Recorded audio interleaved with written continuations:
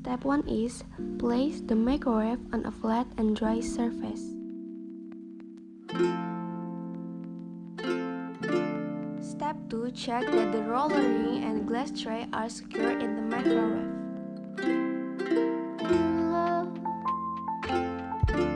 Step 3, arrange food on a ceramic plate or a glass.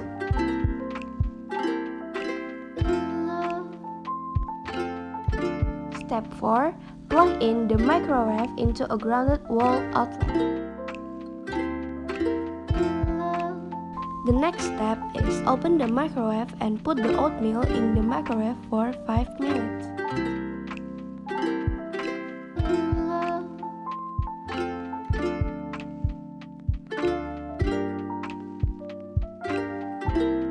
After that, open the microwave and make sure it was cooked, and take it out.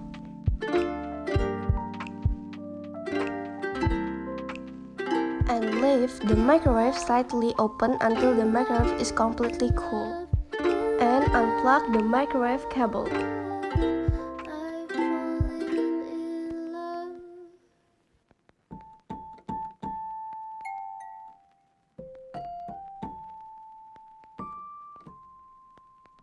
And the last step is close the microwave again.